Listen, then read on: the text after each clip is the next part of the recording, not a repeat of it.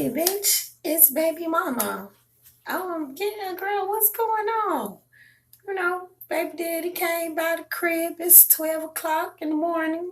I'm about to go to the club, running a little late and all. But what's going on? Did you fuck him right? I mean, you sucking his dick good? He eating good. All right, that's good. Like, what's the problem? You compromise with him, talk to him, give him a little extra head or let him hit it from the back. I think he like that. You gotta do what you need to do to keep him from my house.